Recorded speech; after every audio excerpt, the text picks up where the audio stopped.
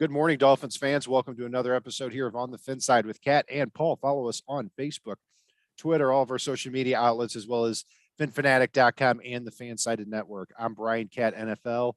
Paul is fanatic_pick on Twitter. The Dolphins face the Baltimore Ravens this weekend at M&T Bank Stadium, noon Central, 1 Eastern time. Temps is expected to be in the 80s, so weather should not be a factor at all in this game here. The Ravens are favored by 3.5, over under 44.5. Be sure to check out my one-on-one with Kevin Oestreicher from the Locked On Ravens podcast here from a couple of days ago. It's posted on our YouTube channel.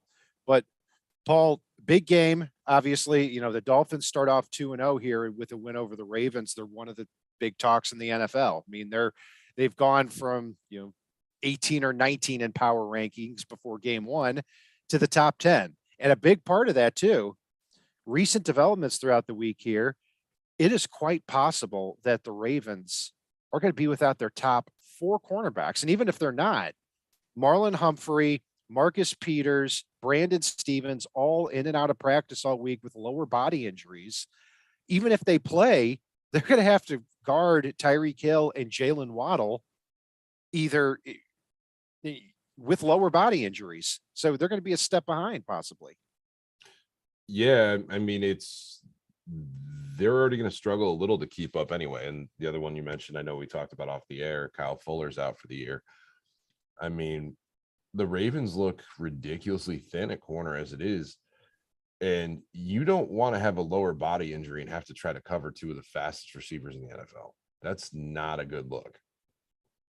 No, it definitely isn't. And, it's a game that I'm looking at. I mean, really, as far as how the Dolphins are structured, Hill and Waddle, the expectation is that they're going to dictate every matchup that they face here in 2022.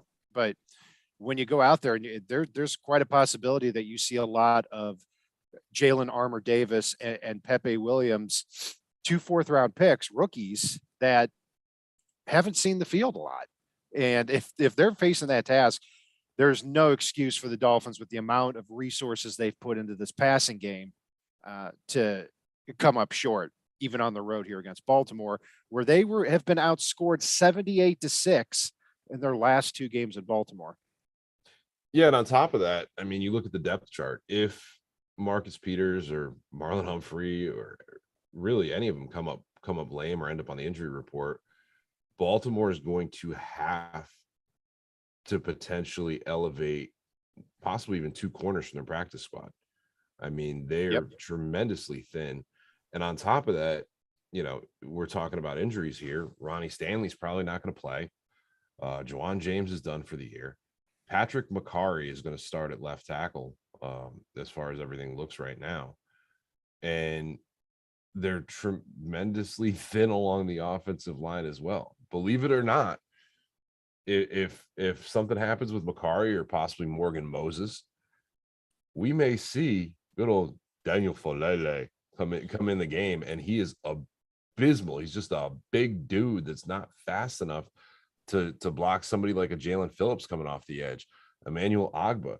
Miami runs any of their safety blitzes with Brandon Jones or Javon Holland. Like he's just not able to get to those guys. Right. Yeah, that would be quite a development. And yeah, we talked about him a lot, or didn't talk about him a lot in the pre-draft because of his massive size and caveman-like abilities. Slow. McCarry is somebody that could play all 5 spots on the Ravens offensive line. I don't think he's ever played left tackle though.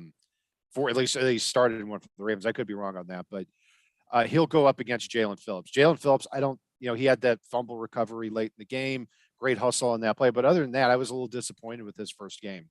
So he's going to have to not only win that matchup, but also have containment there on Lamar Jackson on plays where the Dolphins don't send the house. Now, we remember last game, the infamous cover 0 game on Thursday Night Football. And it's been a big talking point here throughout the week. And it's very, very clear from the Ravens side that game is forefront on their minds heading into this one. So that's going to be fascinating to see if the Dolphins come out and say, okay, we're just going to do the same thing that we did on Thursday Night Football last year, where we blitzed defensive backs more times than anybody else in football in a game, going back to at least 2016 when Next Gen Stats started tracking this stuff. So what do you think here? Do you think the Dolphins should come out, cover zero, balls to the wall, send the house every play like what they were doing before? Or do we make the assumption that the Ravens have adjusted and switch it up a little bit? So the cool thing about the cover zero look is, and I'm glad you said bring the house, because I know watching the game last week, you'd hear the commentators basically turn around, oh, they're sending the house every play. And it looks like they're sending the house every play. They're not sending the house every play. They do on some plays, don't get me wrong. But, they've got people dropping in coverage every play. It's just you can't tell who's coming and who's not, which is a nightmare for an offensive line. So I do expect them to come out and cover zero, because at the end of the day, that's what this defense was built for. And they're not built to play traditional defense so much as to come in and get after you. And Miami's able to trust their corners, especially, God, the game that Cater Kohu threw down last week. Nick Needham, I mean, this is without Byron Jones, but they're able to trust their cornerbacks in one-on-one coverage, and rightly so. I mean, Rashad Bateman's good. Demarcus Robinson's good. Devin Duvernay's good, but I don't fear their receiving core. So no, I don't either. You do have to make sure Mark Andrews is covered, and the Ravens do come out in 22 personnel a lot. But honestly, with them coming out in 22 personnel, as long as you've got somebody watching Mark Andrews or helping with Mark Andrews, you should be okay and able to blitz against Lamar Jackson, who didn't get a lot done in the running game against a lesser defense last week in New York. So Mark Andrews last year against the Dolphins had 6 catches, 63 yards. Pretty good game for a tight end. Mm-hmm. Also, too, it needs to be noted, Mark Andrews had 107 catches for 1,361 yards last year. That is top 3 in catches for a season all time from a tight end, and top 3 yards all time for a tight end. So this is a star tight end we're talking about. Same draft as was drafted in the 3rd round the same year Mike Gesicki was drafted in the 2nd. It doesn't mean Gesicki wasn't a good pick. He was a good pick. And Dallas Goedert was also a 2nd round pick that year. So 3 really good tight ends from that class. But what I'm looking for defensively is, I said earlier in the week that, hey, the Dolphins should just come out, same look, cover zero, and force them to stop it. I've backed off that a little bit because I think the Ravens are going to be expecting that. And the cool thing about the cover zero, and kind of like what you were talking about there, is you can show that look, but you don't necessarily have to bring the house every play. And that's, I think, it may confuse Lamar Jackson if they come out in that look, but don't necessarily send everybody. Last time Javon Holland blitzed 21 times.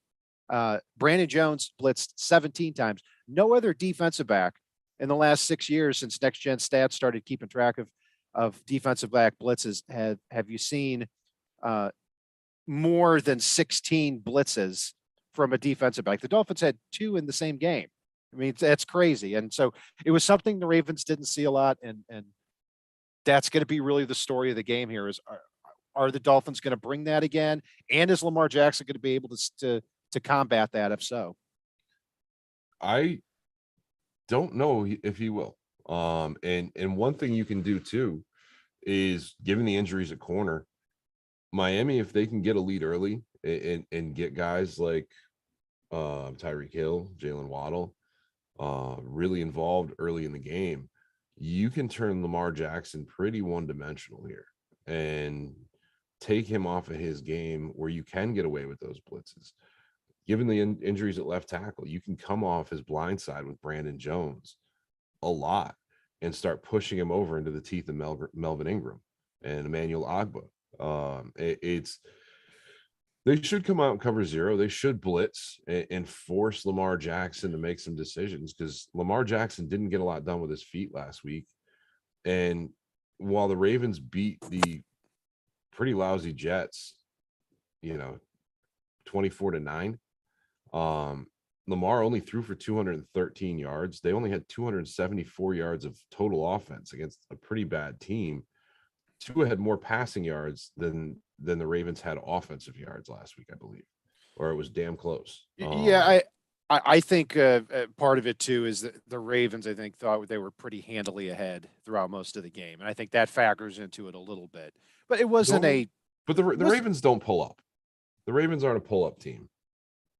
Like, I think against the Jets they would be, because if they're up 2 touchdowns in the third quarter, and their defense is dominating, yeah, I mean it wasn't a. I don't think it was a great offensive performance by the Ravens at all last week. I rewatched the game several times. To me, the story of the game was, yeah, Lamar Jackson didn't run a lot, and I think they really wanted to have him win that type of game with his arm, and he did okay. I mean, they had 3 touchdowns. That was the big thing. I mean, there was that deep pass to Rashad Bateman, who was otherwise pretty blanked by Sauce Gardner throughout that game. And then Devin Duvernay, he's the speedy guy. He's the over the top guy. He catches 2 touchdowns, and that's something they've clearly been working on in the offseason here, being able to drop the ball over the top. I'm a little bit worried about a matchup between Devin Duvernay and Nick Needham all game. We saw 2 long completions last week from Mac Jones to Kendrick Bourne, a 40-plus yarder when Bourne actually got on the field, and Jacoby Myers. But the Myers one was more of a great catch than it was Needham blowing a coverage. But, if the Dolphins come out and they blitz heavy and you see a few of those long completions, that could change the dynamic of the game. No, it absolutely could. And in reality, Miami's offense can definitely dictate the flow of this game too for the defense. It's the Ravens allowed over 5 yards of carry to the Jets running backs last week. Joe Flacco, who I don't think any of us think is the Joe Flacco of old, came out and threw for over 300 yards in this game. Granted, he threw the ball 57 times with a horrible completion percentage. But really, this looks like a game that Miami could potentially dominate if they get out ahead. Yeah, we'll see. I mean, I think the matchups are there. I mean, when you talk about, this not only are they likely going to start Patrick McCarry at left tackle, but their left guard Ben Powers is nothing special. I mean, he's certainly a below average starting guard. That whole left side of the line, not nothing special. From now, center Tyler Linderbaum was hurt all of camp and doesn't look like he's the greatest fit in this type of offensive line. He was okay last week going up against Quinnen Williams. From what I saw. And then right guard, they've got Kevin Zeitler and Morgan Moses to be 2 of the more underappreciated offensive linemen in the league.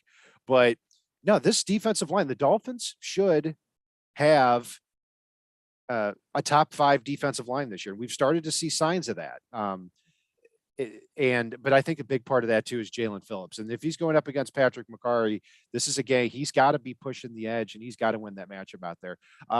So yeah, we should see hopefully Christian Wilkins plays in this game. I know he's expected to, but he is listed as questionable. He has been nursing a back injury all week.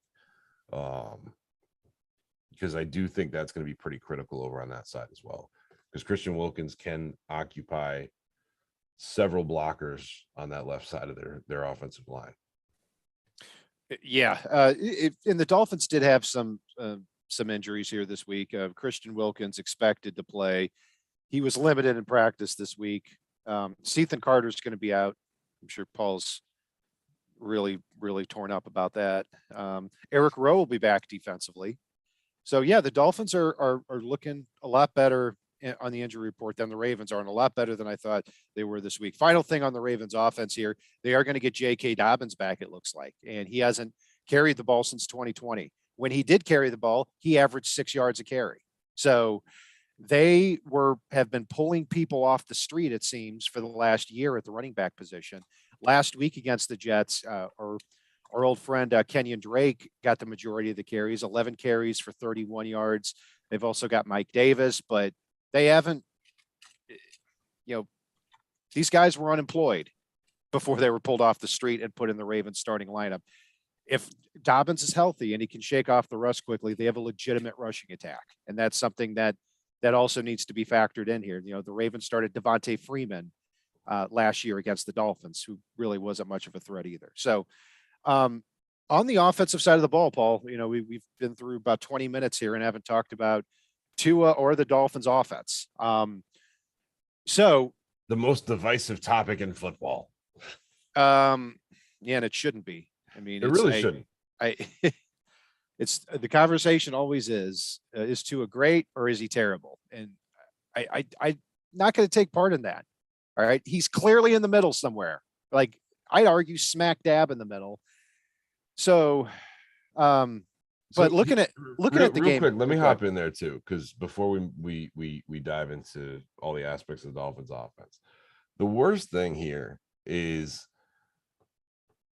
we see all this divisiveness on Twitter about Tua or out on social media in general, and then I live up in New England, so I'll listen to the Patriots radio network, especially after Miami whips that ass. But it's almost hilarious because you listen to Dolphins Twitter about just the negativity right now. But then you listen to like the Patriots radio and they're like, oh, well, if Kendrick Bourne played more, whole different ball game last week. Like, what?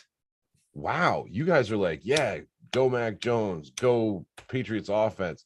If it wasn't, Matt Patricia didn't call a great game, but everybody out there's good. And if Kendrick Bourne just played more than that one snap, let's go. Like, well, yeah. And I think if Kendrick Bourne had played the entire game, then the Dolphins would have been a little bit more prepared from what to see from him. He slipped on the field for two or three plays. So something's going on there in the background. Supposedly he had a terrible training camp.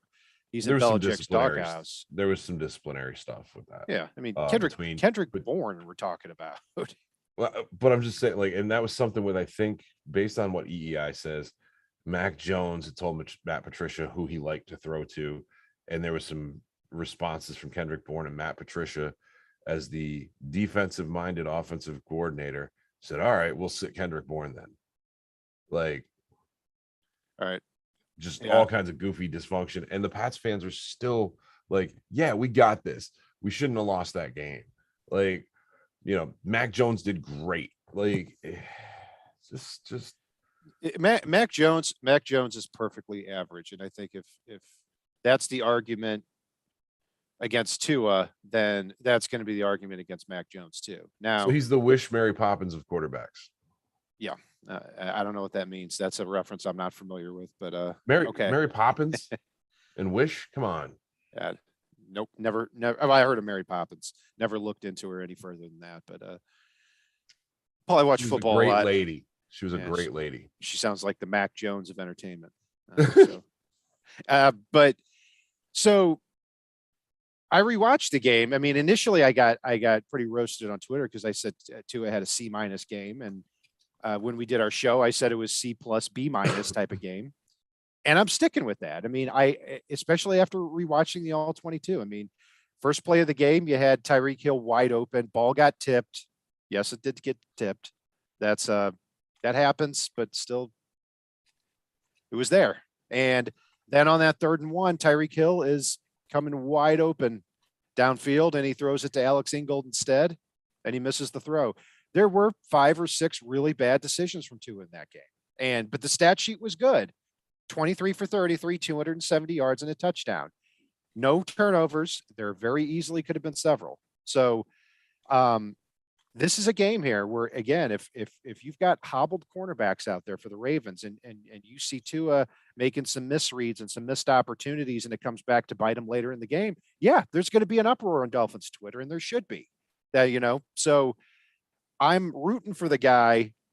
He's got to come through here. This is the time for Tua. Tyreek Hill and Jalen Waddle are healthy. Your whole offense is healthy other than Austin Jackson. Yeah, no, I mean, and Ethan Carter. But no, it's I think Tua gets it done this week.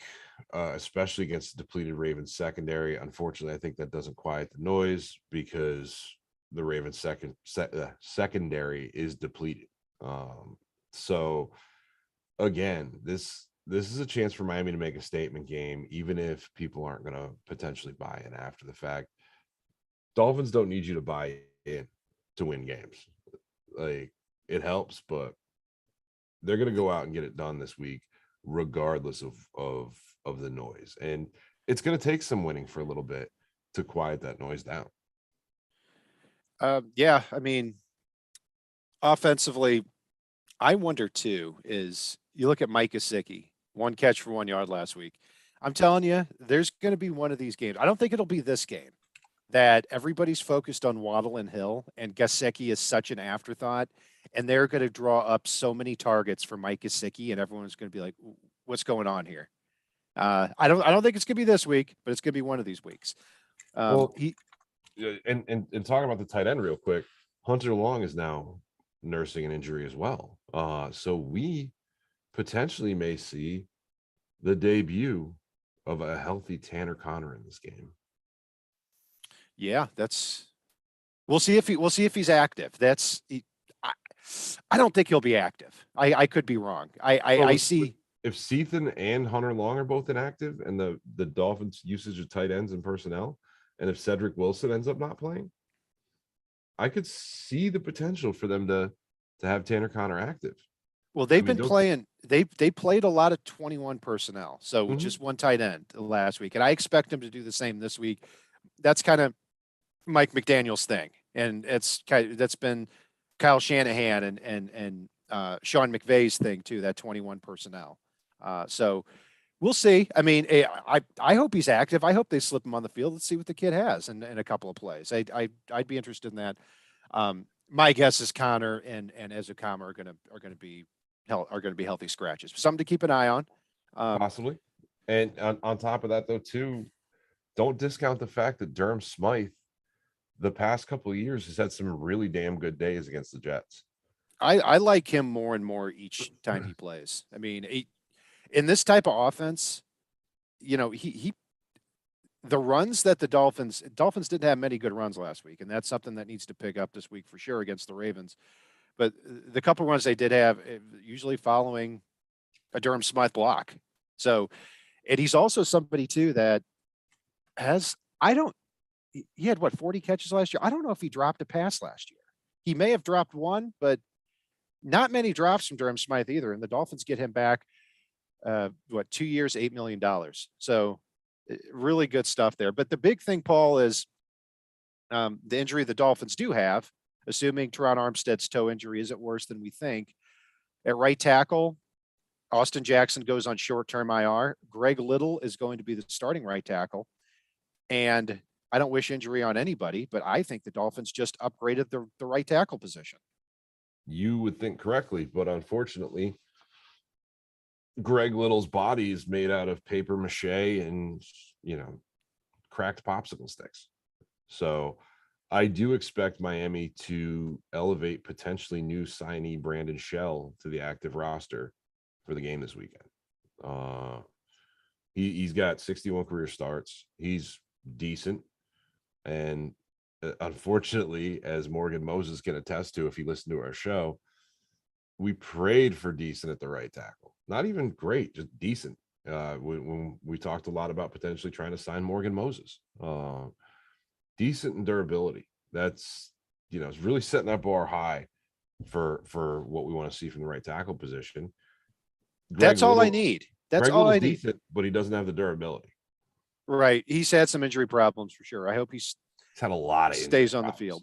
I'll tell you what, I would rather, for what Greg Little has shown. I mean, look, he didn't have a dominant first game. In the preseason games that he did play in, there was nothing special, but you barely heard his name. You don't see him with false starts. You don't see him just flat out blowing assignments like Austin Jackson does. You just hear his name when the trainer runs on the field. To check him. I mean, after game one, I'm thinking if the Dolphins swapped out Greg Little and Robert Jones for Liam Eichen, if they swapped out Liam Eichenberg and Austin Jackson for Robert Jones and Greg Little, I don't see how that's not an upgrade immediately. Liam Eichenberg, part of the thing with doing a live show right after the game is that I don't get real deep into the offensive line performance. So I thought Eichenberg, didn't hear his name much, probably had a pretty decent game. No, he did not. He got thrown around, especially in the second half. And if that's the case again, I mean, he faces a big challenge this week because this is a good Ravens 3-4 defensive line. Calais Campbell and Michael Pierce are going to cause problems for him if he's not up to the challenge. And I don't have a lot of faith that he will be. Michael Pierce is going to line up right over him a lot of the time, and he could very easily just push him back into the quarterback. Well, I think I'd rather see, to be honest with you, Robert Jones at right guard and Robert Hunt kick out to right tackle, at least for the short term. I'm always in favor of that. We've both always been in favor of that. Because then you actually get better than decent and you get durability at your right tackle. Right. I would take a good right tackle over a really good right guard, especially in this offense, especially protecting to his blind side. And I think that's what it comes down to for me. So offensively, the running game, just 17 carries for 41 yards last week against the Patriots, 2.4 yards a carry. That's not going to cut it. It wasn't as bad as the stat sheet because there were a lot of big losses too there. I mean, Chase Edmonds, I think, had a 9-yard loss on one play. There were a couple of losses, but overall, still not a good day running the football. That's got to change this week. And the Ravens were number 1 against the run last year. Not last week. Not last week, though. You're right. Michael Carter and Breece Hall busted off some bigger runs. And around the edge on one play, Michael Carter had a 15-yard gain, really just outran the Ravens defense on that play, even Marcus Williams. So yeah, it would certainly help restore balance there. But just looking at the Ravens personnel, they didn't blitz a lot last week against the Jets and Joe Flacco because they really didn't have to. But one thing that this new Ravens defensive coordinator, McDonald, taking over for Don Martindale, who's been their DC for the last 4 years. He's going to be switching up blitzes and he's not going to be blitzing, sending the house as often as the Dolphins are, or blitzing a lot as often as the Dolphins. But he does a good job of mixing it up from everything I've seen and what I saw from last year with Michigan. So Tua's got to have his head on a swivel. He's got to identify really quickly in the play. Are they coming or are they not coming? Mm-hmm. No, and again, it's Miami's misdirection, I think, is going to hold some of these linebackers home a little bit more. Because while you can end up blitzing yourself into a play, you can really end up blitzing yourself out of a play, which is more likely. And again, Baltimore doesn't blitz as much as Miami does. Baltimore doesn't blitz as much as Wink Martindale did. He was pretty good about blitzing guys all over the place. And again, it's he was, Martindale was, and it also needs to be noted that the Ravens allowed more passing yards last year than anyone in the NFL. Injuries had a lot to do with that, but Martindale, they parted ways at the end of the season. You know what that means? He was basically fired, and now he's the Giants defensive coordinator. So. And he did a pretty damn good job this past weekend. He did. Good for him. Good for him. Taking down Ryan Tannehill. Winning one for the NFC. I like it. That one win in the NFC East could be critical down the stretch. Well, I'm telling you, when you see an AFC and an NFC team facing off, always root for the NFC team. I know it's pretty common sense, but just the last 2 years, it's been infuriating watching these games down the stretch where the AFC team is always winning. And then at the end of the year, you've got, the Dolphins missing the playoffs with a winning record. And then you've got a team with a losing record or a 500 record and the NFC making the playoffs because of this reason. So, yeah. But going back to your chat, thank you all for joining us here this morning. I know it's an early one. It's really, with our schedules, the only one that we can do this early, but you can always catch the replay. We'll get to some other things here as well. But Shake Money, King Short, Eric, Jacques, Orlando, Vlad, thanks again for joining us here, and for anybody else that I missed as well. And Eric, you mentioned Cedric Wilson. He's also in the injury report here with, let me double check here, with a toe injury. He was a little bit limited throughout the week.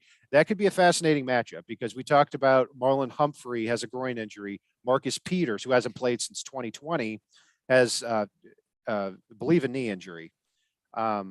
And Stevens with a quad injury. Stevens didn't practice all week. He's a good player in the slot, and he's the one that would be matched up with Cedric Wilson. And Cedric Wilson had an underwhelming first game. He had 28 yards, but two of his catches, on one of them, he ran out of bounds prematurely. Dolphins didn't get the first down. It was 2nd and 2. And then the other play, he very easily could have gotten the first down, but didn't really feel the need to power his way through the tackle. So he's someone I'm watching this week, and he's going to have a big mismatch, at least physically, if Brandon Stevens doesn't play or is hobbled.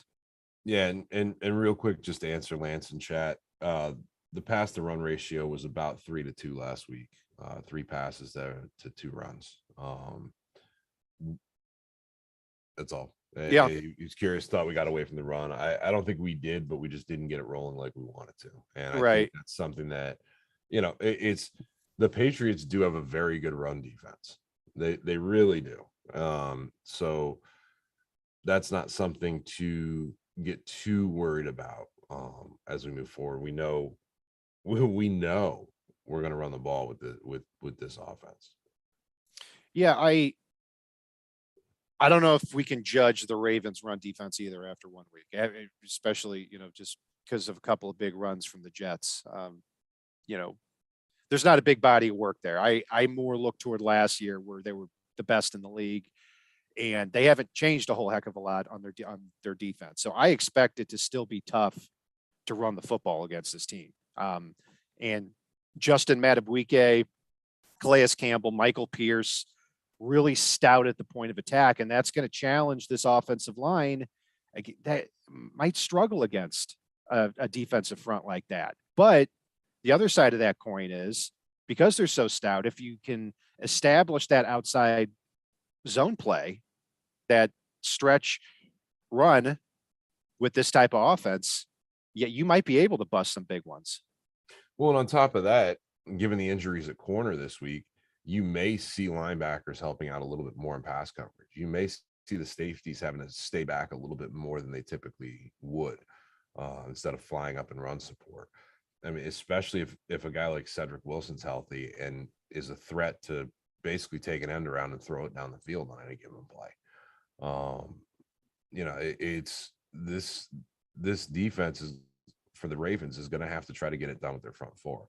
And given that fact, I do think Miami can get the run going in a way they normally wouldn't because the depleted secondary here. Right. Well, you're right. At outside linebacker, their pass rushers are Justin Houston and Jason Owe, or Odafe Owe, excuse me, the former first rounder out of Penn State.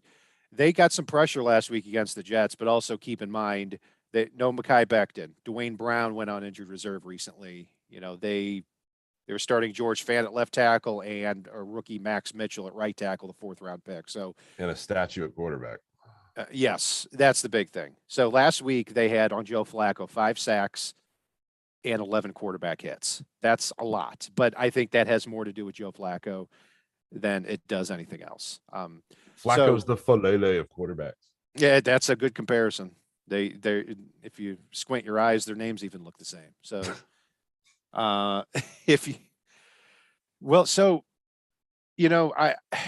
this is a game that earlier in the week I looked at and I thought, I just have too many bad memories of going down to Baltimore, but felt better throughout the week on this type of game when I started seeing the injury report, started seeing the matchups here. Paul, your prediction? I'm going to go 27-13 Miami. All right. I think Miami gets it done in this one. I think given the depleted secondary, that's going to be huge. Lamar Jackson can make it about the Dolphins last year with the cover 0, but from the point the Dolphins smacked him in the mouth, other teams started not doing the full-blown cover 0, but basically giving him a little bit of fits. And, don't forget, Lamar Jackson's got his contract situation hanging over his head And after turning down, what was it, a $265 million contract with 145 million guaranteed, I believe it was, he came out and dropped, 200-yard game and, didn't rush for bananas. So Yeah, I have no problem again with the way Jackson played last week. I thought it was a little bit.